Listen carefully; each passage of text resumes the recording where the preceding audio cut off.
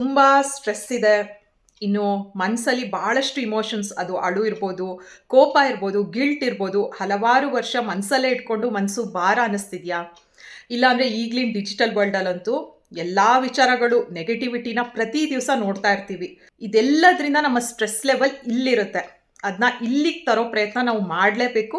ಆವಾಗವಾಗ ನಮ್ಮ mental detoxification ಮಾಡೋದು ಕೂಡ ಇಂಪಾರ್ಟೆಂಟ್.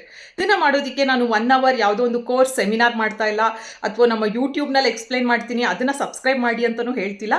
ಇದಕ್ಕೆ ಯಾವುದೇ ಚಾರ್ಜಸ್ ಇಲ್ಲ. ಮೋಸ್ಟ್ ಬ್ಯೂಟಿಫುಲ್ ಪಾರ್ಟ್ ಏನಂದರೆ, ನಿಮ್ಮ ಮನೆಯಲ್ಲಿ ಕೂತ್ಕೊಂಡು ನೀವೇ ಮಾಡ್ಕೋಬೋದು. ಯಾರ ಸಹಾಯ ಕೂಡ ನಿಮಗೆ ಇದಕ್ಕೆ ಬೇಕಾಗಿಲ್ಲ. ಇದನ್ನು ನಾವು ಫೆಬ್ 1 ಸ್ಟಾರ್ಟ್ ಮಾಡೋಣ. ಇದು ಒಂದು 7 ಡೇಸ್ ಚಾಲೆಂಜ್ ಅಥವಾ ಟಾಸ್ಕ್ ಅಂತ ಅಂದ್ಕೊಳ್ಳಿ. ಆಲ್ಟರ್ನೇಟ್ ಡೇ ಆಗಿ ನಾನು ವಿಡಿಯೋ ಅಪ್ಲೋಡ್ ಮಾಡ್ತೀನಿ. ಸೊ ಒಂದು ದಿವಸ ನಾನು ಏನು ಟಾಸ್ಕ್ ಕೊಟ್ಟಿರ್ತೀನಿ ಅದನ್ನ ನೀವು ಕಂಪ್ಲೀಟ್ ಮಾಡಿದ್ರೆ ಆ ವಿಡಿಯೋಗೆ ಬಂದು ನೆಕ್ಸ್ಟ್ ನೀವು ಕಂಪ್ಲೀಟೆಡ್ ಅಂತ ಕಮೆಂಟ್ ಮಾಡಬೇಕು.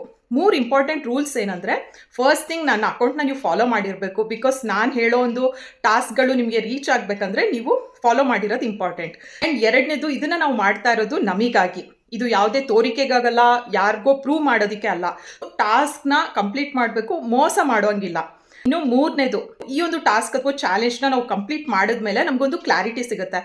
ನಾವು ಯಾವುದೋ ಒಂದು ವಿಚಾರಕ್ಕೆ ಎಷ್ಟು ಅಡಿಕ್ಟ್ ಆಗಿದ್ವಿ, ಈ ಚಾಲೆಂಜ್ ಮಾಡೋದಕ್ಕೆ ನಮ್ಗೆ ಎಷ್ಟು ಕಷ್ಟ ಆಯಿತು, ನಮ್ಮ ಮನಸ್ಸಲ್ಲಾಗಿರೋ ಈ ಗಜಿಬಿಜಿ, ನಮ್ಮ ನರ್ವಸ್ ಟಿಶ್ಯೂ ಎಲ್ಲ ಒಂದ್ಸತಿ ರೀವೈರಿಂಗ್ ಆಗಿ ರೀಸೆಟ್ ಆಗಿರೋ ಫೀಲ್ ನಮಗೆ ಆಗುತ್ತೆ. ಆ್ಯಂಡ್ ಲೈಫ್ ಲಾಂಗ್ ಆಗಾಗ ಈ ಮೆಂಟಲ್ ಡಿಟಾಕ್ಸಿಫಿಕೇಶನ್ ಮಾಡೋದು ಎಷ್ಟು ಇಂಪಾರ್ಟೆಂಟ್ ಅಂತ ಗೊತ್ತಾಗುತ್ತೆ.